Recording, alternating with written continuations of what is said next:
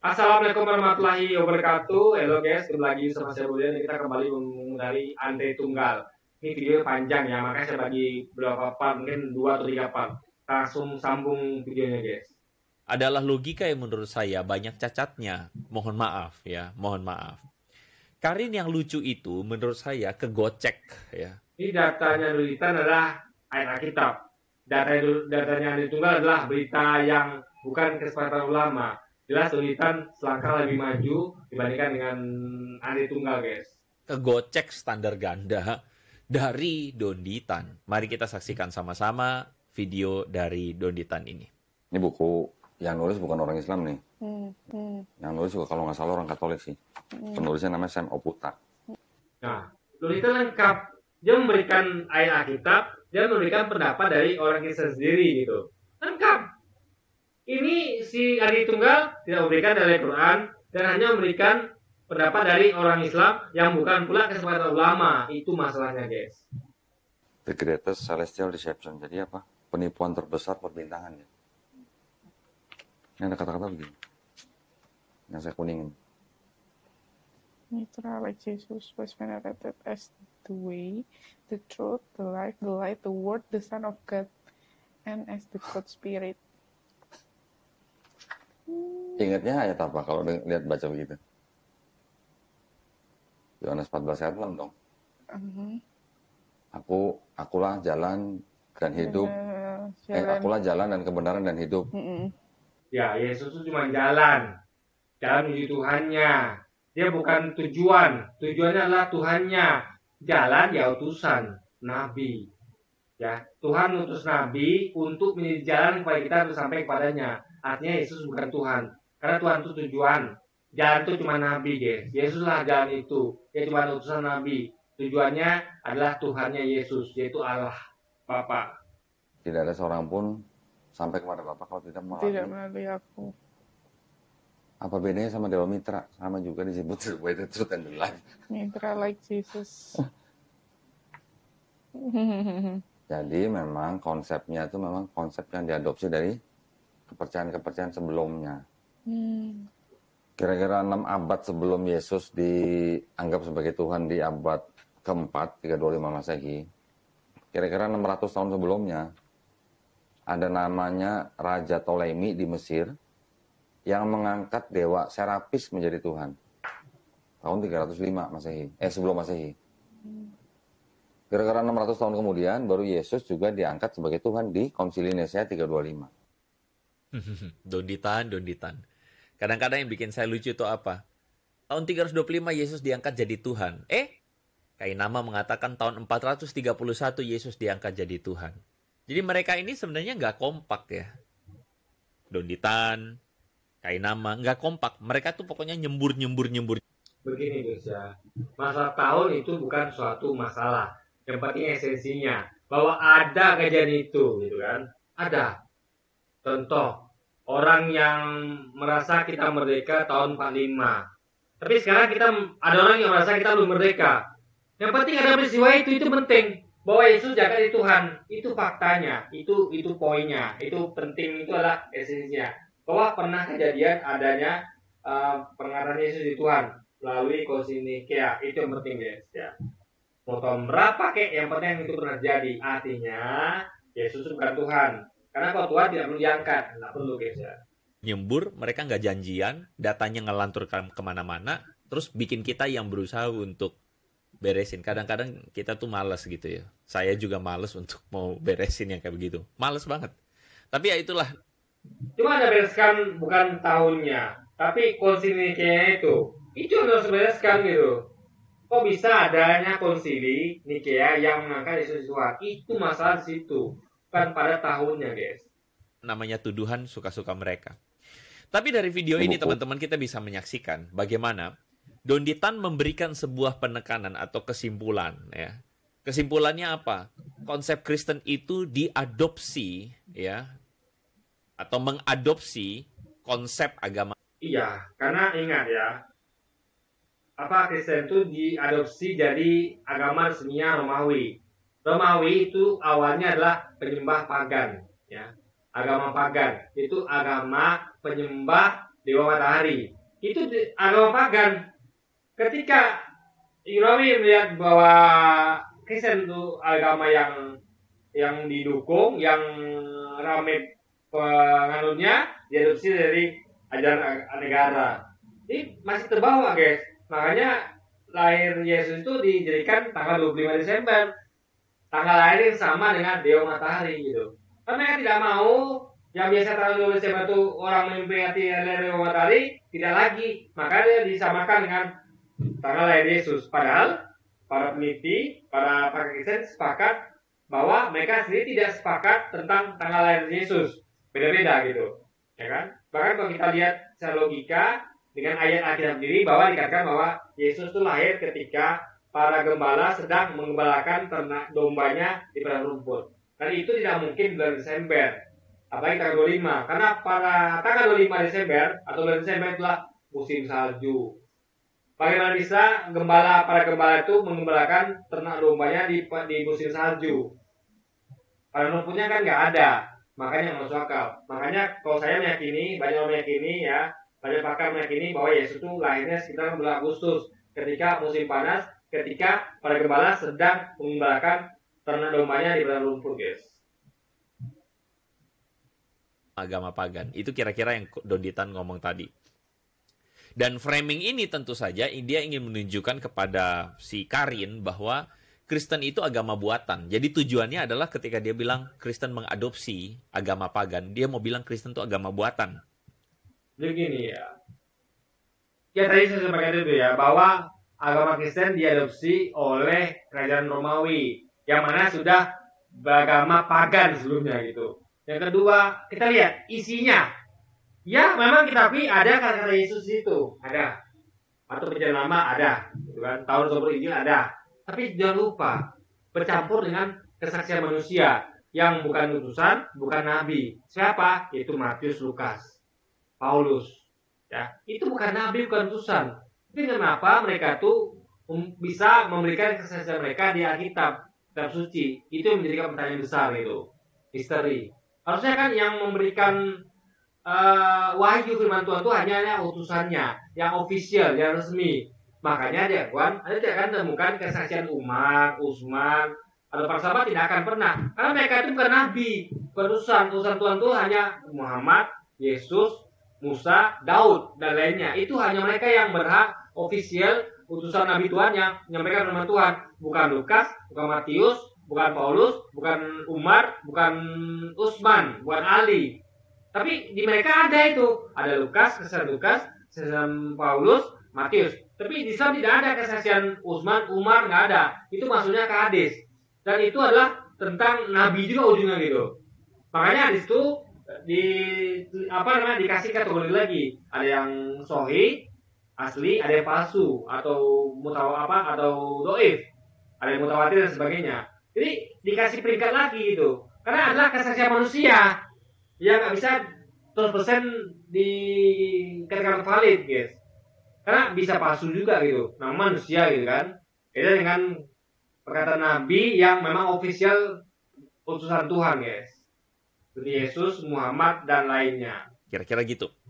Karena mengadopsi kepercayaan lain atau agama yang tidak ilahi, begitu kan ya. Nah, teman-teman, kita saksikan sekali lagi untuk merefine ya. Kenapa saya bilang bahwa Don Ditan ini standar ganda? Karena pertanyaan kita adalah sebenarnya secara nggak langsung, kok Don Ditan juga dalam video yang sama ngomong tentang poligami. Mari kita saksikan. Mama saya suka bilang nanti kalau di Islam bisa dipoligami loh. Bisa apa? Bisa dipoligami loh. Sebelum Islam turun, itu udah ada belum poligami? Sudah ada, sudah banyak. Bahkan di Bible Daud 300, Salomo 1000. Ya kan? Iya. Abraham 3. Iya.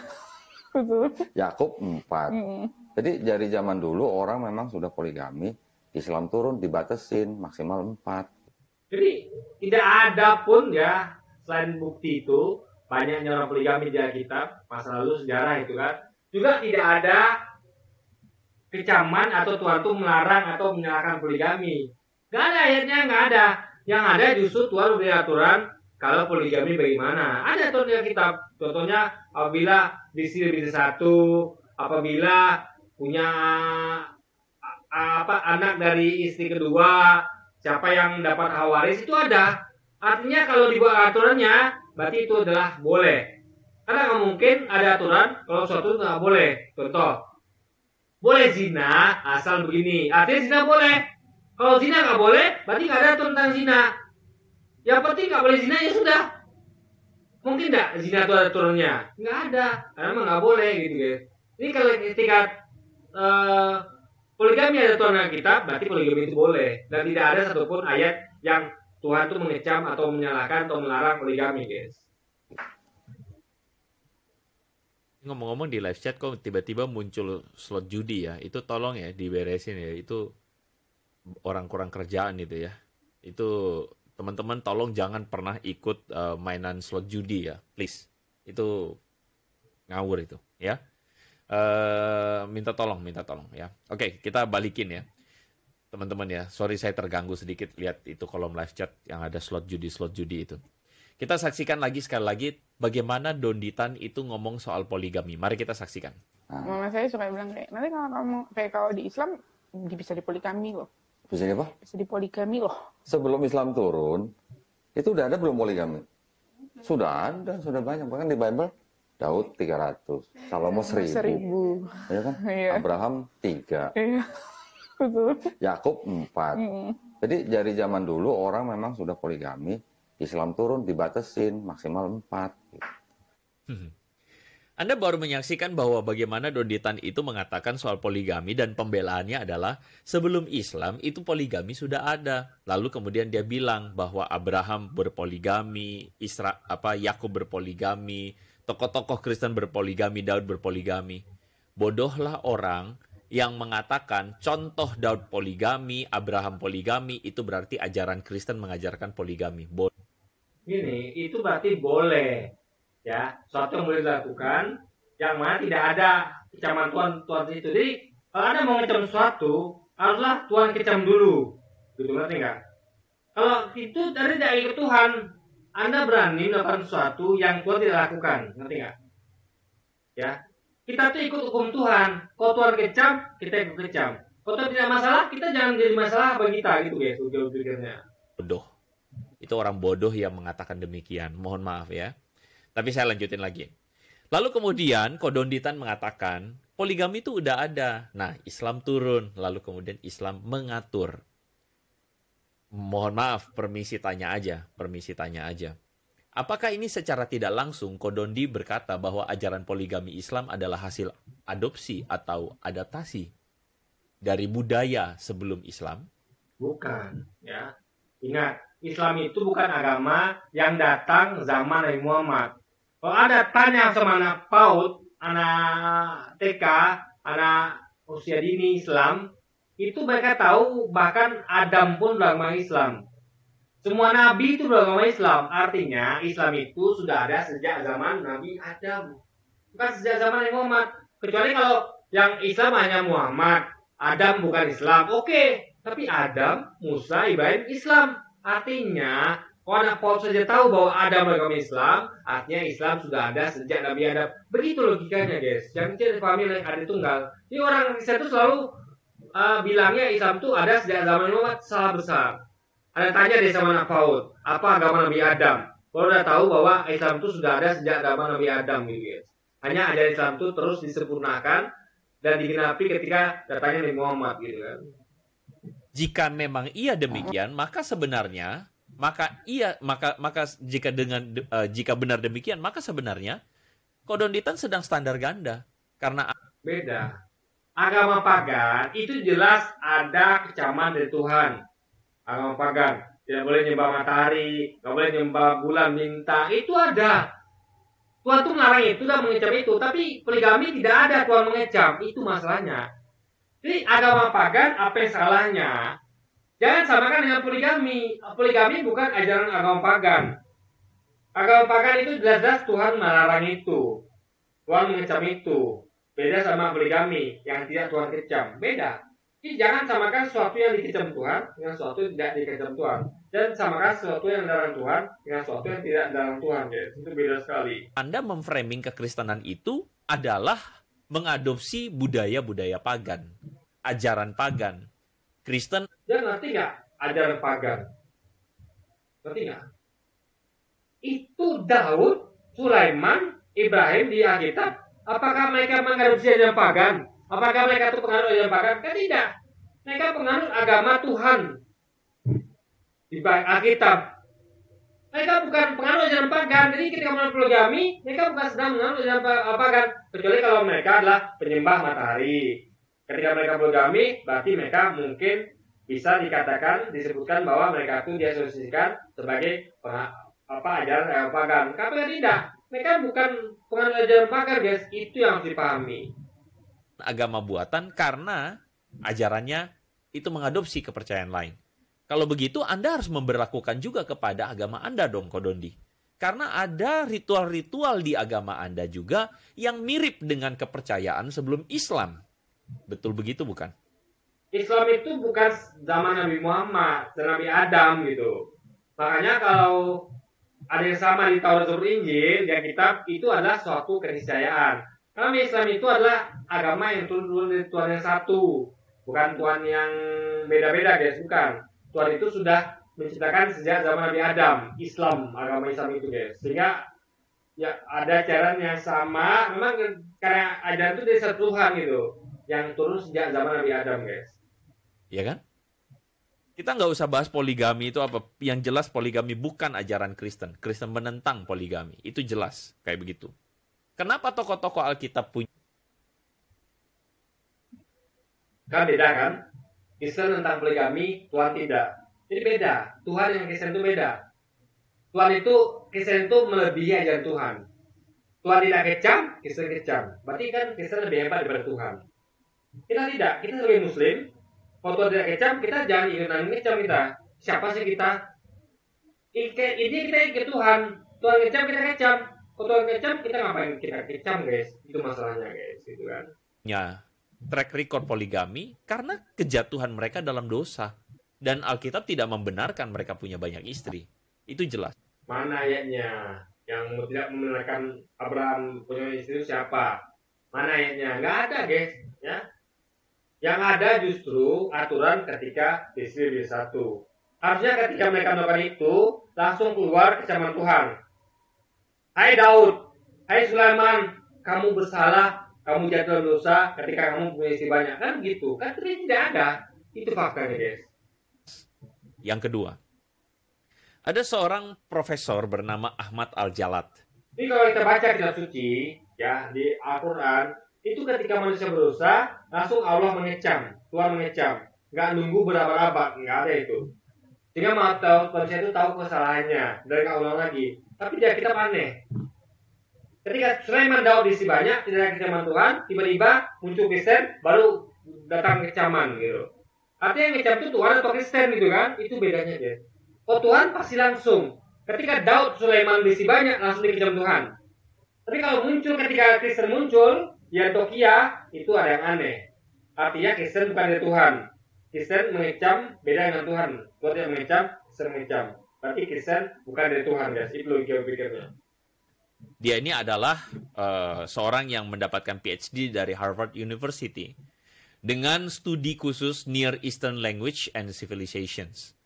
Lalu kemudian dia memposting sebuah tablet atau mungkin lebih tepatnya sebuah artefak.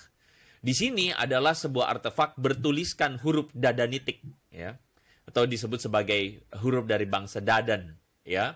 Apa bangsa Dadan ini? Bangsa Dadan ini adalah bangsa Arab Utara, ya, yang diperkirakan bahasa dan bahasa yang dipakai oleh bangsa Arab Utara yang diperkirakan itu beberapa abad sebelum Muhammad, ya. Jadi ada beberapa abad sebelum Muhammad. Di dalam inskripsi tersebut dituliskan ada seorang lelaki bernama Mat, son of Abdallah. Mat, anak Abdallah, itu melakukan ziarah atau haji kepada tempel atau haji di kuil dewa Dadan. Sekali lagi, bangsa Dadan, dewa Dadan, bahasa ini adalah God itu Tuhan, guys. Tuhan, ya. Tuhan bangsa Dadan. God. Ya. God itu Tuhan. abad sebelum Islam lahir, sebelum Muhammad. Jadi ada yang namanya Mat son of Abdallah, Mat anak Abdallah, Mat bin Abdullah. Nah, sekarang saya tanya kalau begitu. Kalau fakta ini ada sebuah inskripsi dengan huruf Dadan yang mengatakan bahwa Begini ya. Kita kalau udah begini kita cek lagi. Ini yang dinamakan tuh ditemukan. Itulah bedanya Alkitab dengan Al-Quran. Alkitab tuh semuanya ditemukan. Ditemukan kayak gini-gini kan ditemukan. Alkitab begitu. Ditemukanlah suatu kanon yang diperkirakan tulisan Matius, Lukas, Yohanes, Paulus, lalu di kanon gitu kan. Nah, atau melalui proses kanonisasi. Itulah bedanya dengan Quran. Quran tidak seperti itu. Quran itu betul-betul Nabi menyampaikan pada para sahabat menghafal dan mencatat, disampaikan turun-turun kepada kita dengan cara metode hafalan dan catat terus-menerus, guys. Beda. Kita tidak menemukan hal seperti ini di Islam. Kecuali kalau dalam hal hadis mungkin ketemu. Hadis itu kan secara manusia. Di hadis itu beda sama Quran. Kebanyakan tidak. Alkitabnya begini. Itulah bedanya. Nah, untuk begitu kita harus teliti.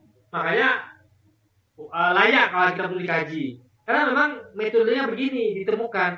Bukan turun-temurun hafalan dan catatan seperti zaman Nabi Muhammad, guys. ada praktik haji. Kalau begitu, Kodondi, apakah praktik haji yang dilakukan oleh Islam mengadopsi ini? Ini pertanyaan. Begini ya. Islam itu sudah ada sejak zaman Nabi Adam. Jadi Tuhan itu sudah memerintahkan haji sebelum Muhammad. Sudah ada perintah itu, guys, ya. Sudah ada gitu. Anda baca Quran. Haji itu bukan dilakukan oleh Muhammad pertama kali. Sudah dilakukan sejak zaman Ibrahim bahkan, gitu. Makanya harus belajar Islam, harus ngomong gitu. Ini haji itu kan ajaran Nabi Muhammad, tapi sudah ada sejak Islam beberapa waktu lalu, guys. Dilakukan oleh nabi-nabi sebelumnya gitu kan. Begitu, ini pertanyaan, ya kan? Kalau Anda mengatakan bahwa Kristen itu mengadopsi ajaran lama, ajaran seperti Yesus itu mengadopsi Dewa Mitra dan Jadi beda ya, beda. Jadi dia harus belajar bedakan antara agama pagan dengan agama Islam, itu beda. Islam adalah agama yang sudah diturunkan sejak Nabi Adam. Pagan adalah agama buatan manusia yang itu diajarkan untuk sesuatu yang menyimpang, sesat dari ajaran Tuhan. Beda sekali, guys, ya, dengan Islam. sebagainya. Ngaca. Dan perlakukan ini kepada ajaran Anda, begitu. Jangan Anda itu main tuduh sembarangan, tapi Anda itu standar ganda, gitu. Anda melakukan yang namanya standar ganda. Jadi ini bukan standar ganda. Ada tunggalnya yang ngerti. Membedakan antara agama pagan dengan Islam. Nggak bisa dibedakan ya, guys. Makanya jadinya tersesat seperti ini gitu kan. Bagaimana jawabmu, Dondi? Anyway, thank you untuk Bro Andres Tanujaya. God bless you. Thank you untuk the blessing ya. Udah 800.000 deh, guys. Luar biasa gitu kan. Jadi pendeta nyari uang ya kan. Saya saja nggak begitu, guys. Saya tidak pernah menerima uang spesial dari YouTube gitu. Saya murni itu dakwah gitu. Itu aja banyak yang nuduh saya dari cuan dari YouTube gitu. Memang orang tercuan dari YouTube memang, nggak saya bukti. Tapi bukan itu tujuan utama saya. Tapi kalau ditunggangi jelas, ya 100.000 untuk Pak Andre gitu kan. Memang jadi guys, saya nampak sering orang tuh mana yang mengkomersilkan dakwah dengan tidak itu nampak, guys. May God bless you. May God bless you.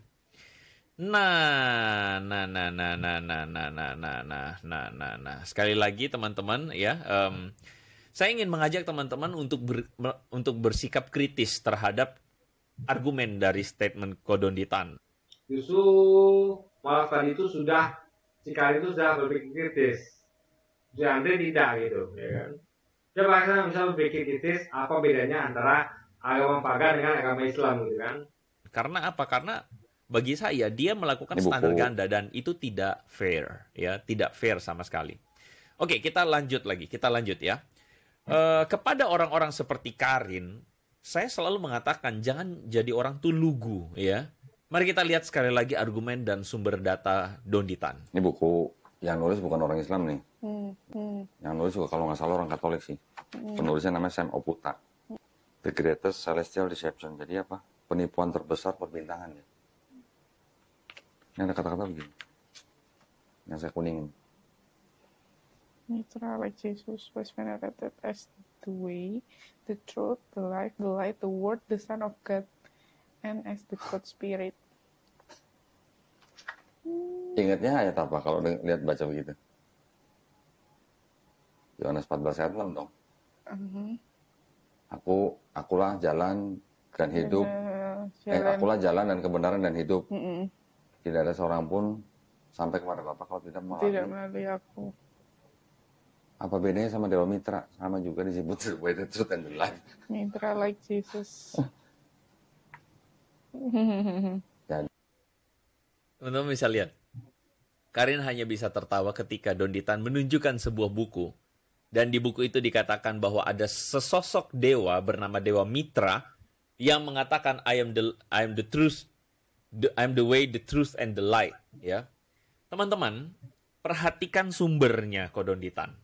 Dia menggunakan sebuah buku tulisan seorang bernama Sam Oputa dengan judul The Greatest Celestial Deception. Donditan mengartikan celestial perbintangan. The Greatest Celestial Deception ini maksudnya penipuan tentang hal-hal spiritual yang terbesar. Itu artinya ya, bukan penipuan perbintangan, bukan Kodondi ya. Anda mohon maaf saya koreksi sedikit, Anda keliru di situ ya.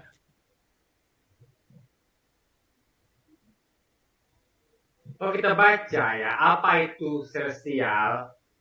Ya, adalah astronomi, ruang angkasa, perbintangan. Itu tepat sekali apa yang saya Donditan. The greatest itu yang terbesar. Celestial itu ruang angkasa. Deception penipuan. Ngerti ya? Ini kalau diartikan memang penipuan ruang angkasa terbesar. The greatest celestial deception gitu. Ngerti nggak? Ini tidak salah juga gitu. Memang artinya begitu. Celestial artinya adalah ruang angkasa, astronomi, perbintangan. Ya. Jadi Adi Tunggal apa nggak ngerti bahasa Inggris gitu? Coba ada ketikan apa arti celestial. Keluar nanti. Itu artinya adalah ruang angkasa, astronomi, perbintangan, guys. Tapi anyway begini. Argumen dan sumber datanya Donditan adalah berasal dari buku Sam Oputa ini.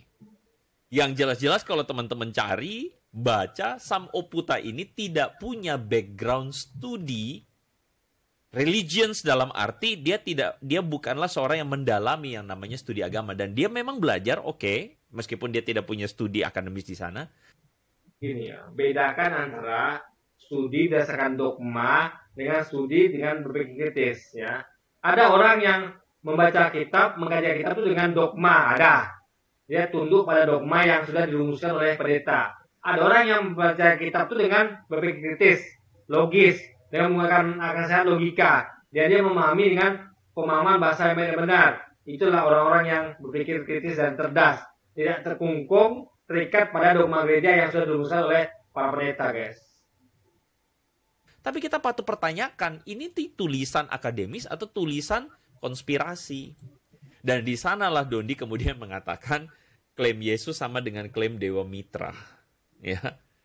Nah, ini buat saya menarik.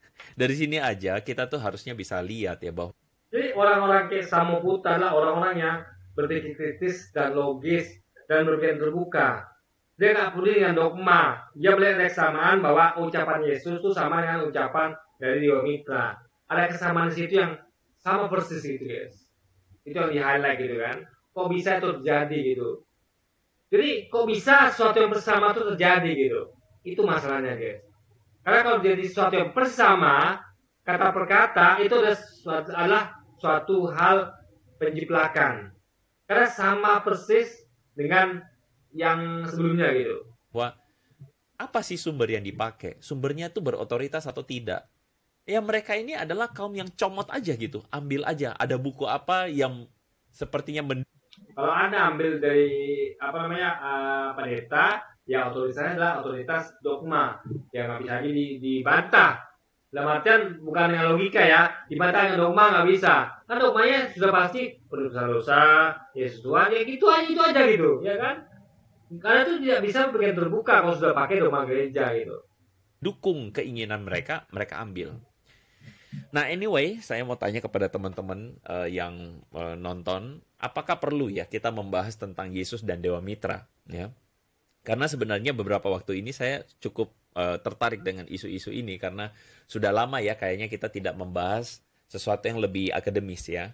Apakah Yesus dan Dewa Mitra itu adalah satu hal yang sama begitu? Apakah Yesus dan Dewa Mitra ini, ajaran Yesus ini atau tentang Yesus ini adalah ciptaan untuk mencontoh Dewa Mitra? Teman-teman silakan tuliskan di kolom komentar, di live chat boleh, di kolom komentar di bawah, boleh nggak kita bahasin tentang Yesus dan Dewa Mitra ya. Anyway, sekali lagi thank you untuk Bro Iwan Sanjaya. Thank you. God bless you, bro. God bless you. Saya lanjutkan ya. Oke, perlu kok. Ya, kalau banyak yang ngomong perlu, kita bahas. Oke, kita lanjut ya. Kita lanjut ke section hampir terakhir. Jadi di sini dikatakan Karin itu, kalau saya bilang Karin itu kegocek. Kegocek dengan apa? Kegocek dengan gaya comotlogi dan maksaloginya seorang Dondita. Saya bilang ya berkali-kali, Dondita tuh tidak salah dengan comotlogi. Dia juga comotlogi nih, sama. Bedanya, apa yang akan Dondita, domologinya tepat dan akurat, masuk akal. Kalau dia tidak, dia memberikan sesuatu yang beda. Itu masalahnya guys. Ya, sesuatu yang nggak sama gitu, nggak equal, itu nggak bisa gitu, ya kan? Dan yang masa itu dia gitu, ya kan? Jadi kalau menyampaikan sesuatu yang beda, itu pemaksa namanya. Kita harus bisa memberikan sesuatu yang sama gitu, bukan yang beda gitu. Ya, misalnya mobil Avanza dengan mobil yang sama setipe dengan mobil Daihatsu apa gitu guys. Jangan mobil Avanza dibandingkan dengan mobil Lamborghini kan nggak nyambung gitu. Nah dia melakukan itu namanya maksa guys. Sorry, saya tadi terlewat ya. Ada satu teman kita. Sebentar. Wah, saya kelewatan. Thank you untuk Rene Krista ya yang sudah support. Saya lanjutkan lagi. Doktrin Kristennya sendiri paham. Kita dengerin perkataan Donditan ini. Doktrin Kristennya sendiri paham. Doktrin itu maksudnya ajarannya paham. Iya, tentang kayak yang Trinitas gitu-gitu ya. Iya, Trinitas. Kasihilah musuhmu. Enggak banget juga sih. Ya nggak paham kenapa? Karena nggak masuk akal. Satu yang nggak masuk akal tuh nggak mungkin orang paham. Ya, nanti. Contoh, saya bekerja. Saya sebagai sesuatu yang menurut saya nggak masuk akal. Itu saya tidak akan pernah paham gitu. Itu kalau menyampaikan tuh memang masuk akal, saya paham. Ya, contoh. Nih, saya contoh ya. Ada orang yang mengajarkan kepada saya untuk Ada tahu nggak kain majun. Pada pernah pekerja di toko yang berhubungan dengan barang teknik, itu namanya kain majun. Kain majun itu adalah kain lap. Itu beratnya sekitar 50 sampai 100 kilo. Diangkat dari lantai 1 ke lantai 3 dari mobil truk ketika barang itu sampai ke gudang lantai 3 melewati tangga. Ada orang yang mengajarkan saya itu hal masuk akal. Dia bilang harusnya saya angkat itu di punggung. Barang bukan 50 kilo ya, dia 100 kilo tuh guys. 100-200 kilo bahkan. Kira-kira itulah. Masukkan di punggung. Lalu diangkat, dibawa lewat tangga menuju lantai 3. Menurut saya itu nggak masuk akal. Saya tidak akan pernah paham. Kok ada ya orang seperti itu metodenya? Dan terbukti orang itu badannya besar, dia kuat, tapi dia nggak bisa. Saya lebih cepat ngangkat pada dia, lebih banyak. Dari sekitar 9 karung, itu saya angkat 6, dia cuma 3. saya 6, dia 3. Itu pun yang terakhir, yang ketiga dia saya bantu. Dia cuma antar sampai pertengahan antara tangga 1 dan 2. Sisanya saya. Artinya saya ngangkat sekitar 7,5 karung. Dia cuma 2,5 karung. Gimana saya mau paham metode dia gitu? Yang diajarkan bahwa kain majun 100 kilo itu diletak di punggung, digotong di punggung, dibawa ke lantai 3. Bagi saya nggak masuk akal. Maka saya lakukan. Cara saya adalah itu karung, saya tarik pakai tangan, karena lantainya adalah lantai keramik.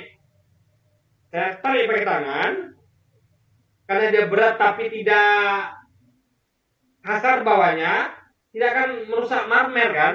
Dan akan meringankan kita, karena tidak perlu digotong. Saya tarik itu sampai ke tangga. Di tangga saya angkat dari atas, saya pegang ujungnya, ya kan, 2 kiri kanan. Saya tarik satu tangga per tangga. Tarik satu tangga istirahat, tarik satu tangga istirahat, itu sampai ke tangga 3. Itu menghemat tenaga, dan saya tidak terlalu capek seperti dia, guys.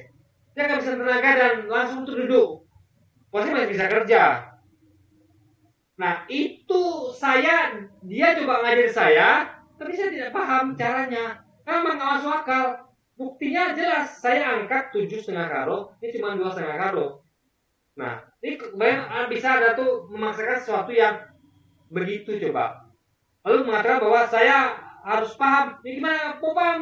Nggak masuk akal dan terbukti cara saya lebih bagus itu. Nah, itu yang terjadi pada Karin ini dan juga para murid lainnya. Mereka dipaksa untuk meyakini sesuatu nggak masuk akal, yaitu dogma. Akhirnya apa? Ya mereka tidak akan mau paham, tidak akan bisa paham karena jelas diterangkan itu tidak masuk akal gitu, ya kan? Maliaki 3 ayat 6 kalau nggak salah. Apa nih? Tuhan, bahwasanya aku Tuhan tidak berubah. Dan kamu aku tidak akan.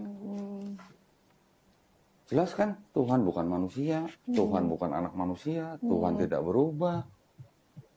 Kok tiba-tiba di Perjanjian Baru kok ada manusia yang dianggap sebagai Tuhan? Ini saya terangkan ya. Tuhan tidak berubah, ya tidak berubah. Salah kalau dikatakan bahwa ada kontradiksi kalau dia mengatakan bahwa Tuhan berubah di manusia. Karena pertengahan dengan ayat mengatakan bahwa Tuhan tidak berubah. Karena juga ayat lainnya mengatakan bahwa Allah bukan manusia.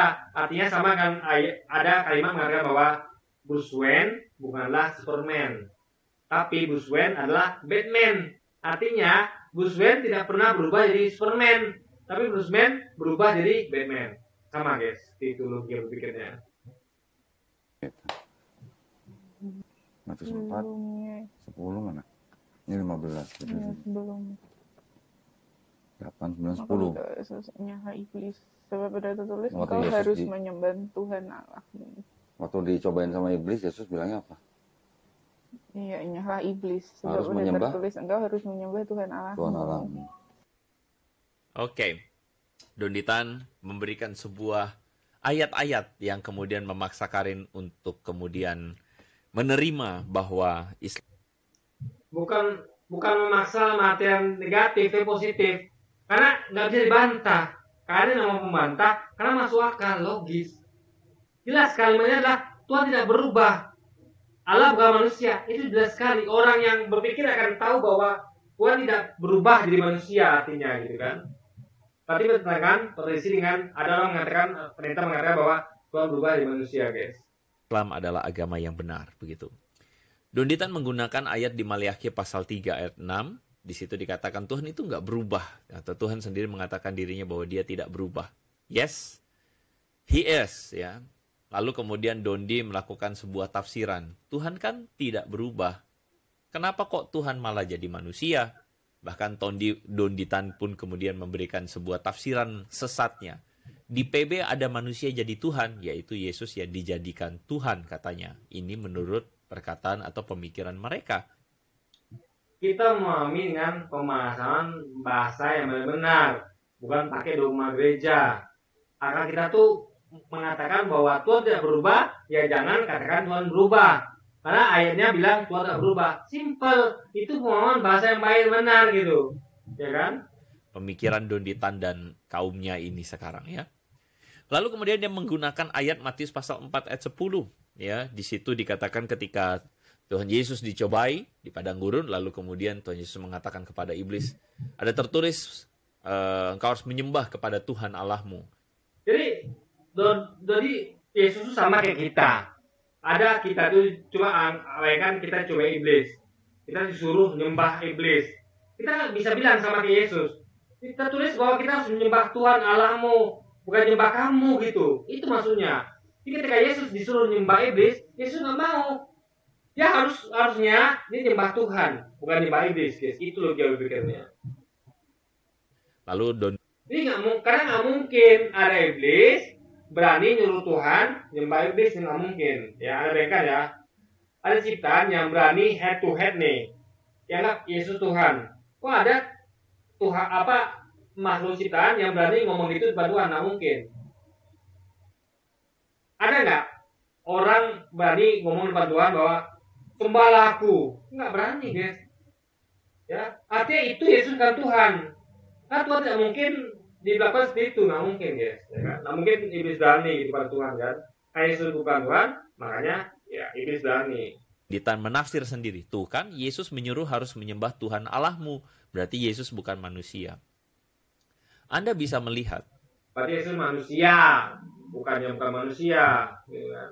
Bahwa inilah penyakit mereka. Comot, lalu maksain apa yang menjadi pemikiran mereka. Mereka menafsirkan sesuai dengan pembahasan yang benar itu bukan maksa. Yang maksa itu kalau Anda harus pakai dogma gereja, itu baru maksa. Anda dikasih ruang untuk berpikir, untuk memahami dengan pemahaman bahasa yang benar. Anda harus dipaksakan untuk memakai dogma gereja, itu baru pemaksaan. Kan ajaran Kristen suka-suka mereka. Contoh seperti yang tadi. Jadi bukan masalah suka-suka. Memakai logika adalah kesukaan yang baik. Ingat, kita dikasih akal pikiran dan logika. Dan suka-suka kita pakai logika. Jangan kita tunggu mulai sesuatu yang di luar logika. Contohnya dogma gereja. Masa kita dipaksa untuk mengikuti sesuatu yang di luar logika kita? Nggak bisa gitu. Kita suka-suka dalam hal positif yaitu ikut logika kita gitu. Kita punya logika, ya kan? Kita harus ikut logika kita. Kalau sesuatu itu tidak logis ya kita tinggalkan gitu kan. Manusia dijadikan Tuhan. Padahal mereka nggak paham ajaran Kristen dengan benar. Kayak begitu. Dalam diskusi saya dengan teman-teman, dengan seorang teman, saya bilang saya tuh bosan deh ngebalasin mereka. Karena argumen mereka itu-itu aja. Kita udah bahas, kita udah argumen Anda itu udah masuk akal. Gimana orang mau paham gitu kan? Ayatnya ngomong begitu, Anda jelaskan lain. Ya nggak masuk akal, guys. Saya sudah kupas, sudah terangin, tapi nanti diulang-ulang lagi. Malas begitu, ya. Mereka menyerang permasalahan teologis yang mereka ciptakan sendiri.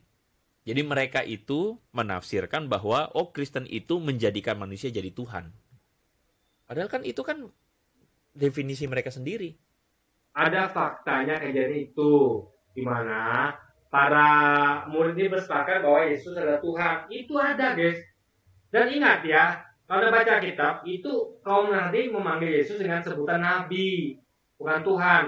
Sebutan Tuhan itu baru ada belakangan, ya. Belakangan di Konsil Nikea, itu faktanya, guys. Mereka yang bikin masalah sendiri. Kekristenan tidak pernah menjadikan Yesus Tuhan, karena memang Yesus adalah Tuhan. Kekristenan, ajaran Kristen, kalau tidak pernah menjadikan Yesus Tuhan, kenapa ada Konsil Nikea? Harusnya kan perlu ada. Ya, ngerti nggak? Contoh, Islam tidak pernah ada konsili Nikea, nggak ada untuk menyepakati bahwa Allah Tuhan. Tidak, karena Allah Tuhan dari awal. Tidak ada konsili yang menyepakati bahwa Nabi Muhammad adalah Nabi, nggak ada. Karena Nabi Muhammad sudah diyakini sebagai Nabi dari awal. Jadi kisah-kisah kejadian peristiwa seperti konsili Nikea tidak ada dalam Islam. Itu sebenarnya kenapa kita meyakini dengan logika bahwa ada pengataan Yesus dari Tuhan. Karena adanya peristiwa Konsil Nikea yang terjadi di dalam dunia Islam, guys. Menemukan sebuah fakta bahwa Yesus Kristus adalah pribadi ilahi, ya, yang adalah Tuhan yang menjelma menjadi manusia. Yesus tidak punya pribadi ilahi, ya. Pribadi ilahi adalah pribadi yang memang betul-betul tidak sama dengan apapun gitu. Kalau ada sama berarti bukan ilahi, ngerti? Contoh, Yesus punya pribadi, dia lari ketika dilempari batu. Itu bukan pribadi Tuhan. Kau tidak akan lari, kau akan menghadapi. Yesus itu banyak kelemahannya. Pribadinya banyak yang lemah gitu, ya kan? Itu Tuhan tidak begitu pribadinya. Ini pribadi Yesus itu kalau mereka mau teliti itu beda dengan pribadi Tuhan ya. Beda. Pribadi Yesus itu sama kayak pribadi manusia. Karena dia ada manusia gitu kan. Hidup di antara kita, lalu kemudian menyerahkan dirinya, mati di kayu salib, lalu kemudian dia menyelesaikan karya penebusan. Ya itu kan dogma. Dogma ya begitu. Ya. Beda dengan kita yang berpikir kritis. Kita tidak akan ikut dogma. Kita akan memakai logika dalam memahami Alkitab. Dan itu akan oleh Karin. Yang menunjukkan apa yang disampaikan Alkitab itu beda dengan apa yang disampaikan oleh dogmanya Adi Tunggal, guys. Itu ajaran Kristen. Bukan manusia dijadikan Tuhan. Itu adalah tafsiran Anda semua. Atau permasalahan teologis yang kamu ciptakan sendiri. Faktanya Yesus mereka jadikan sebagai Tuhan. Diangkat sebagai Tuhan. Makanya ada Kosinikeia gitu. Itu yang kita dipahami gitu kan. Yesus itu bukan Tuhan dari awal. Baca Alkitab. Bagaimana kaum Nasrani menyebut Yesus? Nabi. Bahkan Yesus disebut dirinya Nabi. Di mana-mana Nabi dihormati kecuali di sini. Yesus disebut dirinya Nabi. Tidak ada Yesus bilang dia Tuhan. Barulah mereka itu menyepakati di Kosinikeia bahwa Yesus adalah Tuhan, punya pribadi Tuhan. Padahal faktanya pribadi Yesus adalah pribadi manusia kayak kita, guys. Lalu kamu serang-serang, kamu ketawa sendiri. Begitu loh. Dan mereka ini cari-cari ayat, comot-comot, lalu tafsir paksa maknanya menurut keinginan. Bukan. Kita menafsir dengan menggunakan pemahaman bahasa yang benar. Itu tidak keinginan kita. Contoh, ya tadi itu. Allah tidak berubah. Ya itu sudah jelas fix. Allah tidak berubah. Selesai. Tuhan Allah kita kata Yesus. Ya sudah. Orang yang ngomong, ada orang ngomong bahwa Tuhan Allah kita, artinya dia bagian dari kita itu, berarti dia bukan Tuhan, dan dia punya Tuhan yang sama kita. Itu simple. Simpel itu, logika itu gitu. Logika itu gak ribet, guys. Logika itu simple. Saya dengan tulis gitu. Jadi justru yang mereka memaksakan dengan keinginan mereka bahwa oh itu artinya begitu. Oh memang artinya begitu kok. Mereka memaksakan itu harus cocok ke dogma. Padahal gak cocok kan? Harusnya kalau dia pakai logika itu akhirnya nggak cocok sama dogma. Bertentangan dengan dogma bahwa Yesus mengatakan bahwa Tuhan Allah kita. Artinya bertentangan dengan dogma dia mengatakan bahwa Yesus adalah Allah kita. Yesus bukan ngomong dia adalah Allah kita, tapi Allah adalah Tuhan kita, guys. Beda. Ya. Yesus bilang Allah adalah Tuhan kita, itu beda adalah atau Tuhan Allah kita beda dengan Yesus adalah Allahmu atau Allah kita adalah Yesus, itu beda, guys. Mereka. Ini namanya strawman fallacy. Ya, itu bahasa debatnya. Ya. Jadi begini loh, saya tuh ayat-ayat yang tadi itu, saya pikir saya tidak mau terjebak untuk kemudian membahasnya karena saya pikir saya udah bahas berulang-ulang.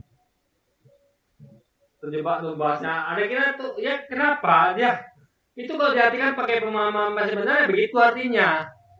Ya, jadi dia tuh malas karena dia tuh takut terjebak. Memang itu artinya itu.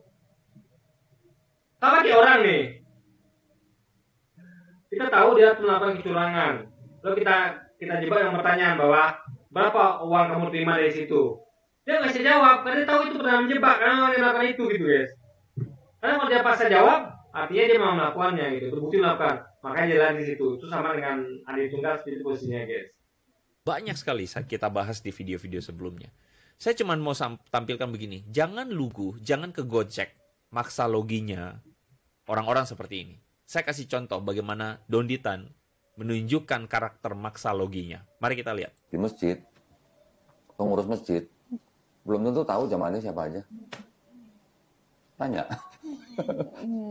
Belum tentu tahu. Tapi kalau gereja, apalagi kalau yang sudah persekutuan, itu kan didata satu-satu. Nama siapa, rumah di mana, keluarga jumlah berapa, gaji berapa. Pasti ditanya begitu. Donditan tahu karena dia pernah Kristen dan sekarang Islam. Tahu betul dia. Si Andre nggak tahu itu. Dia nggak pernah Islam gitu kan. Bahkan jemaatnya nanti dikasih form kosong, tolong kasih ke tetangga-tetangganya. Tetangganya bukan Kristen aja di data. Sampai ditanya gajinya berapa. Untuk apa? Prospek. Dondi. Sejak kapan itu gereja mendata jemaat suruh isi gaji? Kacau ya.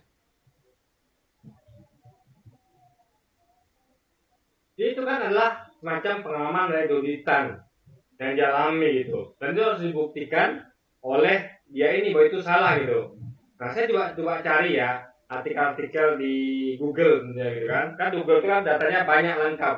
Tinggal kita cari saja gitu. Jadi kalau kita lihat internet ya, di Google itu banyak sekali itu ya tentang gereja mendata jemaatnya itu banyak sekali gitu ya. Makanya ada manajemen gereja gitu segala macam kan. Islam tidak mengenai itu guys. Jadi Islam itu tidak punya data data jemaat. Karena kita tuh tahu di Islam itu jemaat itu datang kalau 5 waktu. Nah itu siapa sih bisa? Saya yang lagi kerja di mana datang ke situ bukan warga situ. Tapi itu masih terdekat dari soal situ. Jadi tidak ada data jemaat di situ, nggak ada. Ya, tapi ini ada loh. Jadi Islam itu hanya mengenal data pengurus masjid ada, tapi data jemaat tidak ada guys. Beda dengan gereja. Ketik aja nih ya. Gereja pendata jemaat banyak nanti. Nih saya bacakan ya. Data jemaat Anda berdatakan, bantu rapikan. Perancangan sistem pengolahan data jemaat berbasis web. Ya. Pendampingan dan pembuatan dan pengolahan data jemaat.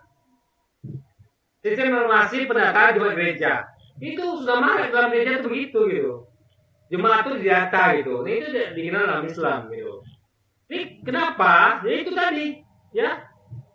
Karena gini ya, jujur. Kita kan tahu bahwa ada namanya perpuluhan.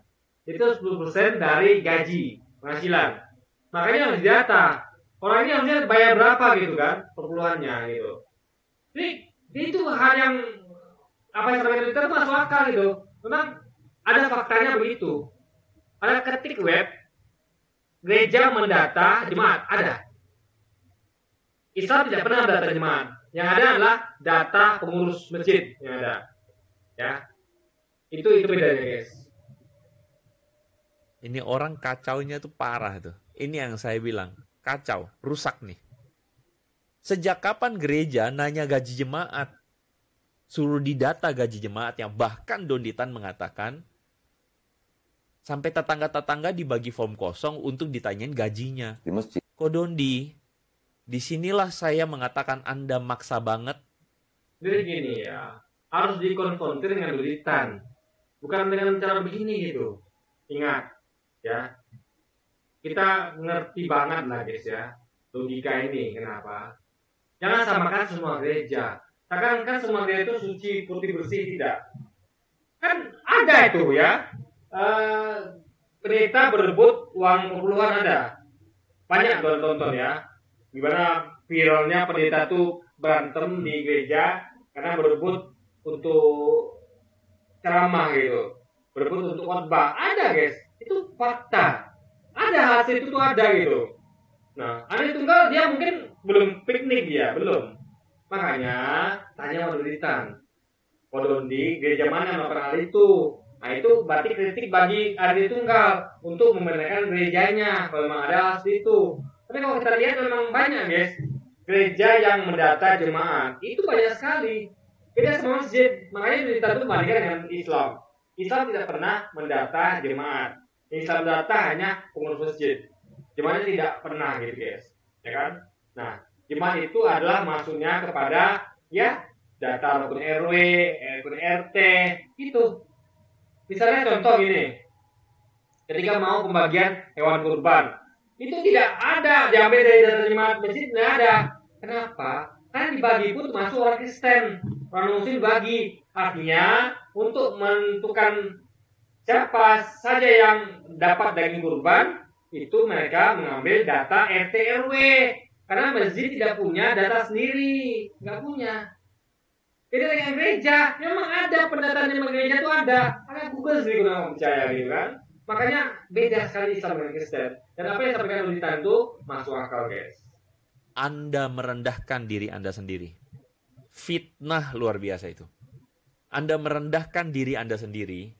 Ya, Anda harus buktikan bahwa itu fitnah. Jangan ngomong doang. Karena logikanya masuk akal gitu kan.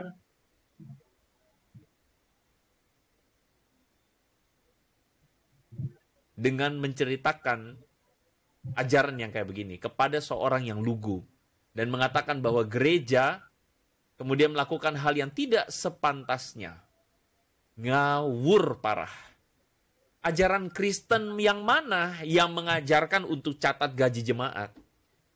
Tanyakan itu kepada gereja kalian, ya. Ajarkan itu, coba. Tanyakan itu. Itulah makanya, itulah efek dari perpuluhan, ya. Itu berbahaya. Karena dipatok 10% dari penghasilan. Tanyakan itu, coba. Ya. Itu zakat. Zakat hanya 2,5%. Itu pun bukan dari penghasilan, tapi harta yang terpendam, harta yang diputar. Contoh, saya punya uang cash yang tidak saya apa-apain di bank senilai 1 juta. Saya wajib mengeluarkan pajaknya, zakatnya 2,5%. Artinya kalau dari 1 juta berarti sekitar 25.000. Tapi mereka tidak. Mereka bukan dari uang yang mengendap. Jadi kalau Anda ada seorang yang uang Anda tuh terus berputar, Anda gunakan untuk bisnis, usaha, atau untuk kehidupan sehari-hari, yang uang itu habis terus, nanti diputar untuk bisnis, ya, Anda tidak perlu bayar zakat. Tapi kalau ada orang yang super kaya, yang memang uang itu nganggur, ya Anda wajib zakat. Nah itu pun hanya 5%. Mereka tidak. Dari penghasilan 10%, guys. Itu di situ tak masalah di situ gitu. Kalau gaji saya misalnya 3 juta, saya wajib bayar perpuluhan 300.000. Itu adalah suatu keniscayaan karena namanya saja persepuluhan alias 10% dari pendapatan alias penghasilan, guys. Jadi lebih besar dibandingkan zakat gitu kan. Gereja mana yang mengajarkan untuk catat gaji jemaat dan tetangganya sekalian sama? Tanya sama Donditan, ya kan? Anda mungkin belum menemukan. Tapi kalau gereja mendata jemaat itu banyak sekali kita dengar beritanya. Yang ada Google sendiri gitu. Nah, datanya sini apa dulu gitu. Data itu biasa masuk pekerjaan kan.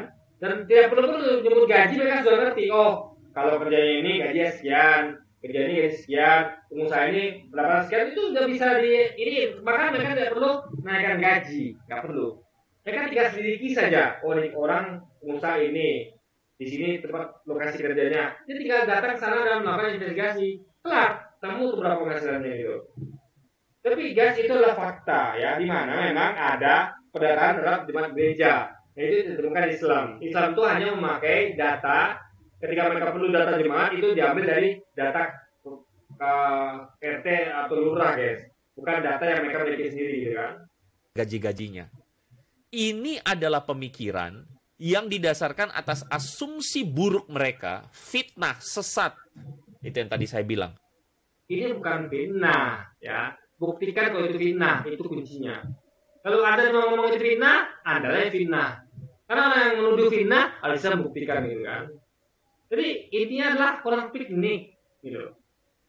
Apa dia nggak tahu bahwa ada pendeta yang berantem karena perpuluhan, gitu. Apa ada banyak gereja yang mendata jemaat, apa dia nggak tahu gitu kan? Maksa dengan menciptakan sebuah narasi sesat tentang kekristenan bahwa gereja itu hanya memanfaatkan jemaat karena perpuluhan. Sorry to say, Kodonditan, Anda salah besar. Ada banyak gereja, ada banyak hamba Tuhan yang melayani dengan sungguh-sungguh. Contoh gini guys ya, ini jujur nih. Ini pengalaman saya pribadi. Saya itu ada suatu gereja ya, denominasi lah. Ini gini, saya tanya ya. Saya tanya nih, jujur. Ini jujur guys, saya tidak hoax ngarang ya. Ini nih. Saya tanya gini, ini gereja selalu mengadakan ibadah di hotel. Kebetulan saya bekerja di hotel itu, gitu kan. Saya nggak perlu sebut denominasinya ya kan. Jadi gini, saya tanya. Saya tahu betul karena saya karyawan hotel. Saya tanya, ini kok kenapa kok ibadah di gereja di hotel, kok nggak di gereja? Gitu. Karena gini, di hotel itu ya, setiap hari Minggu mereka membayar berapa? 8 juta untuk sewa hotel dari jam 6 pagi sampai jam 7 malam. Ya, mereka sewa hotel untuk ibadah, 4 kali ibadah sehari. 4 kali ibadah, guys. Ibadah pertama jam 6 pagi sampai jam setengah 10 pagi, ibadah kedua setengah 10 sampai jam 12, ibadah ketiga jam setengah 2 sampai jam 5, ibadah ketiga jam 5 sampai jam 7 malam. Siapa? Karena saya adalah pernah kerja di hotel. Saya tanya, kenapa tidak ibadah di gereja? Kenapa nggak mau gereja? Mereka bilang, oh kita punya gereja, kita punya gereja kok di tempat dekat hotel itu. Agak, ya, tapi gini, dia bilang bahwa mereka itu ibadah bukan hanya ibadah di gereja. Mereka ibadah di hotel. Kenapa? Karena mereka tuh mengincar orang-orang ramai, damai datang gitu. Karena kalau diadakan di gereja mereka itu sedikit yang datang. Karena gereja mereka tempatnya jangan strategis. Hotel ini strategis. Karena berada di pusat kota dan memang tempat keramaian. Dan mereka punya hotel lain yang mereka sewa juga. Jadi mereka itu ya nggak masalah bayar 8 juta itu, karena mereka dapat uang masuk lebih banyak. Dan mereka bisnis juga. Ingat, mereka itu bisnis toko yang jual musik. Mereka kan bermusik tuh guys. Gereja kan menyanyi gitu kan. Mereka tuh punya toko musik dan mereka tuh punya kursus musik. Jadi gereja itu denominasi itu punya kursus musik dan jualan musik. Mereka tuh jadikan mereka tuh bisnis guys. Mereka jadikan itu bisnis gitu. Ya, beda dengan masjid. Masjid nggak ada bisnis itu, nggak ada. Ya, jadi gini. Saya pernah lihat ya. Saya pernah hitung-hitung tuh, kan. Saya juga termasuk yang kerja di hotel. Saya tahu lah apa isi dalamnya gitu kan.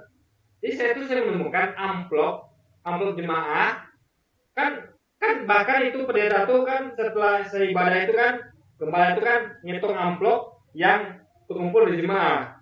Saya lihat betul itu amplop itu dihitung di panggung ketika selesai ibadah. Mereka jemaah udah pulang semua, udah kosong, itu tinggal hanya gembalanya. Mereka mulai menghitung itu isi amplop. Seperti kan saya sambil kerja sambil lihat, banyak juga uangnya ya, banyak juga uangnya guys. Maka mereka tuh ketika bayar 8 juta itu enteng, karena uang yang dapat lebih banyak, jauh lebih banyak. Saya temukan amplop itu ya itu rata-rata yang miskin sekali ya, maaf ya, mungkin yang kerja-kerja kayak ada sih yang ngasih 50.000 ada, yang ngasih 20.000 ada, tapi guys ya, itu tuh orang itu orang yang kerjanya biasa gitu. Dan belum tentu dia ngasih segitu besoknya gitu. Itu harga terdas saya temui 20.000, 50.000. Dan di bawah itu nggak ada. Yang kedua, saya pernah jumpa amplop ya. Saya temukan itu amplop yang dituliskan situ adalah dari keluarga ini 32 juta guys. 32 juta. Itu luar biasa. Berarti kalau itu perpuluhan 32 juta, berarti penghasilannya adalah itu seminggu ya, bukan sebulan. Berarti seminggu itu penghasilan adalah minggu itu 30 juta, berarti kali 100. Kali 10%, kali 10. Berarti 320 juta guys. Berarti ini orang, keluarga ini, penghasilan bapak itu adalah seminggunya 320 juta. Penghasilan dia guys. Makanya dia ngasih perpuluhan tuh 32 juta seminggu itu gitu coba. Luar biasa kan? Di bapak satu itu aja ya, di keluarga itu saja mereka bisa untung besar. Bayar ke hotel 8 juta, tapi terima 32 juta. Itu baru satu jemaah. Itu baru satu ibadah. Ingat, ibadah 4 kali. Pagi, siang 2 kali, pagi, siang, sore, malam. Kali ibadah. Satu kali ibadah saja satu orang itu 32 juta. Almekan, berapa mereka dapat? Makanya mereka tuh asalnya logis. Kenapa nggak ibadah di gereja? Mereka punya gereja karena mencari traffic jemaat yang ramai. Yang adanya di hotel itu pas saya kerja itu guys dekat mall. dekat pusat kota, sehingga demandnya pasti banyak, gitu kan? Karena orang banyak yang bekerja di situ, banyak pekerja, banyak pembisnis, sehingga akan banyak omsetnya. Itu masuk akal. Jadi itu bukan suatu fitnah, memang fakta. Masuk akal sekali, guys. Masuk akal sekali, kan? Banyak. Ada nggak yang keliru? Ada. Tetapi ada banyak yang melayani Tuhan dengan sungguh. Ya, berarti apa yang disampaikan Luther itu ada. Jangan bilang nggak ada. Luther kan nggak bilang semuanya. Dia bilang ada yang begini gitu loh. Itu fakta. Jangan dia bilang itu fitnah, itu fakta. Ketika disampaikan Luther itu ada, itu fakta. Luther tidak bilang semua loh. Dia bilang ada. Artinya apa yang disampaikan Luther itu sesuai dengan fakta. Dia saja yang melebih-lebihkan. Gitu. Mengatakan bahwa seakan-akan Luther mengatakan semua. Tidak. Gitu. Dia harus mengakui adanya kebobrokan itu dalam gerejanya. Dan itu adalah kritik yang harus dia perbaiki. Bukan dia malah menyalahkan orang yang sedang melakukan kritik itu, guys, logikanya kan harusnya. Sungguh. Dan sorry to say, di sini Anda merendahkan diri Anda sendiri. Anda merendahkan diri Anda sendiri, Kodondi, dengan melakukan fitnah seperti ini. Buruk sekali. Ini buruk sekali cara Anda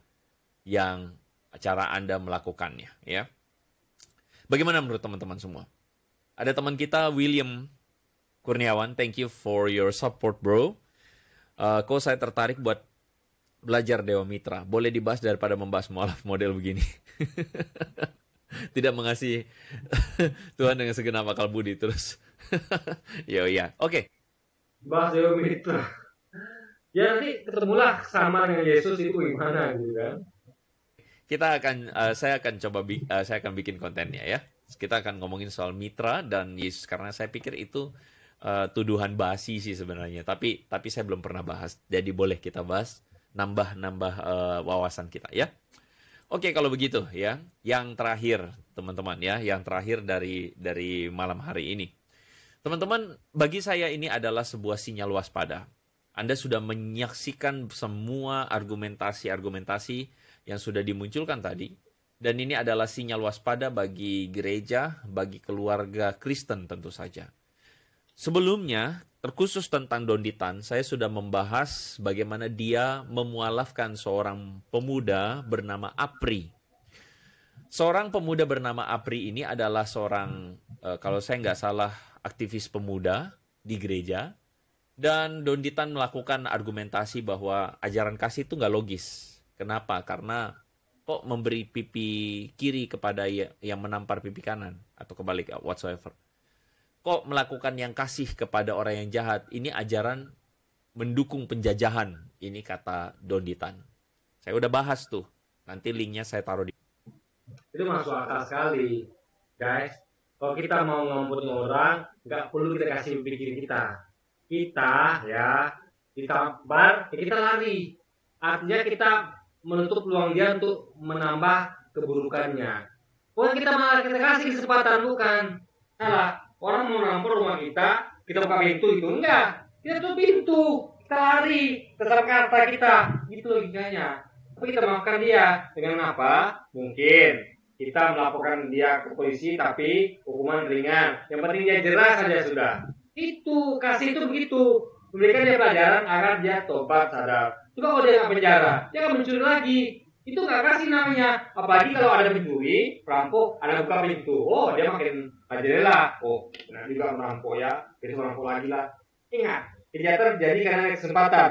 Anda kasih kesempatan orang itu untuk berbuat jahat. Kalau di kanan kasih begini. Ini bukan yang kasih.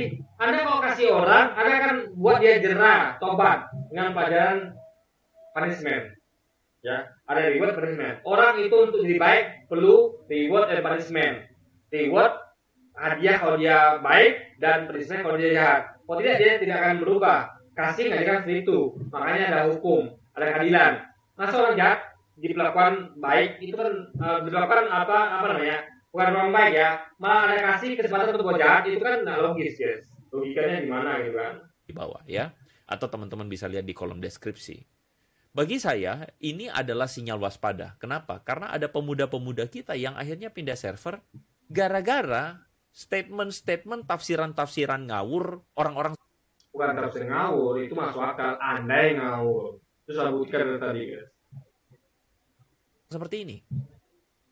Sebelumnya saya juga sudah bahas bagaimana seorang pemuda di Minahasa bernama Harley Ephraim Mandagi yang kemudian berpindah server gara Selama agama Anda tidak masuk akal, selama ajaran Anda tidak masuk akal, nggak logis, ya, Anda menggunakan dogma yang masuk akal, yang bertentangan dengan Yesus ucapkan, Anda akan terus kehilangan jemaat yang berpindah server. Itu harus diperbaiki, kan? Kembalilah ke Yesus, kembalilah ajaran Yesus, bukan terus-menerus Anda tuh menegakkan dogma Anda yang jelas bertentangan dengan ajaran Yesus, guys. gara dia mengatakan orang Muslim betul karena Yesus itu tidak pernah menyebut dirinya Tuhan. Nah, ini pun saya bahas. Saya sudah bahas di video sebelumnya, teman-teman bisa cek di link ya.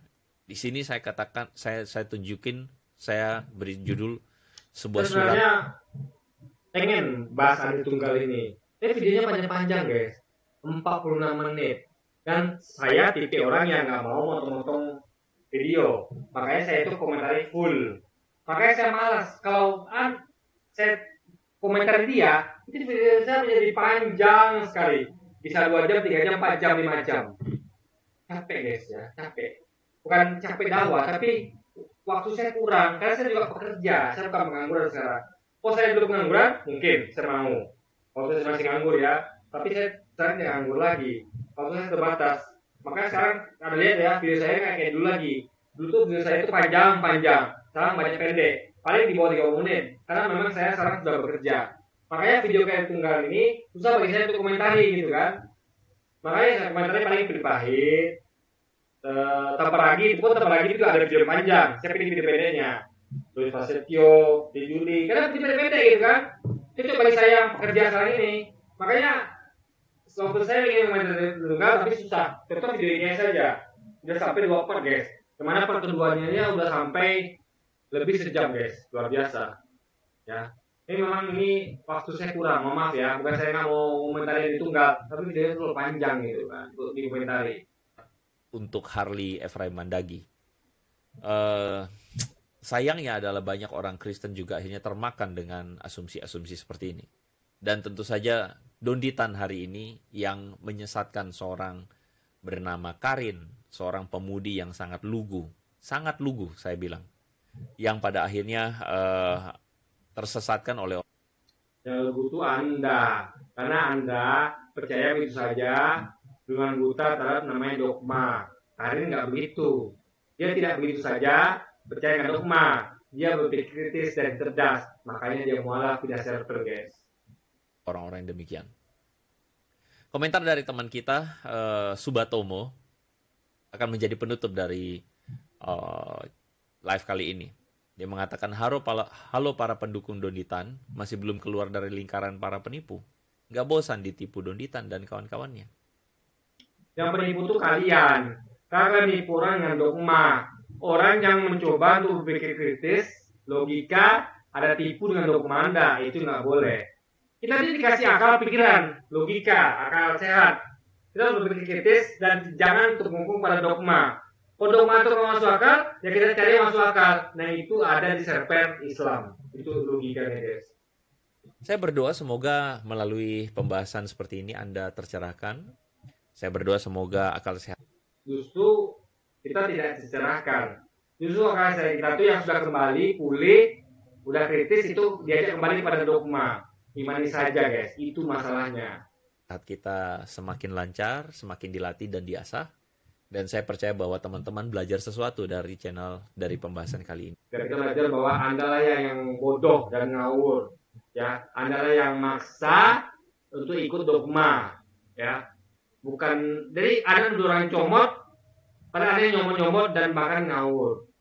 Yang ada comot itulah beda. Ya, antara apa yang dicomot dengan oleh Donditan dan Kainama beda. Mereka mengambil yang tepat, Anda tidak tepat, gitu, guys. Silakan teman-teman tuliskan apa yang menjadi pembelajaran teman-teman semua. Dan saya mengajak teman-teman untuk mari kita tetap mengasihi Tuhan dengan segenap hati jiwa. Justru video saya yang mencerdaskan, bukan video dia. Itu kalau mau cerdas, nonton video saya. Bukan nonton video dia. Nonton video dia, Anda malah makin tidak cerdas gitu kan. dan akal budi. Itu berarti kita mengasihi Tuhan dengan akal budi kita. Tetap kedepankan rasionalitas, tetapi dengan hati yang tertunduk kepada Tuhan. Rasionalitas dengan hati tertutup kepada Tuhan. Bilangannya ujungnya adalah tetap imani dogma, itu saja kan. Imani dogma, ya apa adanya, tanpa berpikir kritis gitu kan. Itu poinnya guys. Mengasihi Tuhan dan menguduskan Kristus di dalam hati. Saya berdoa semoga konten seperti ini bermanfaat, melatih kita, dan kemudian membuat kita menjadi terang untuk orang-orang yang sedang bingung di luar sana. Konten ini nggak ada manfaatnya. Justru saya yang membuat konten ini bermanfaat dengan saya mencerahkan Anda melalui hal-hal yang salah yang disampaikan menjadi tunggal. Oke, jadi mungkin sekian dulu aja video kali ini dan sampai jumpa lagi di video-video selanjutnya. Wassalamualaikum warahmatullahi wabarakatuh guys.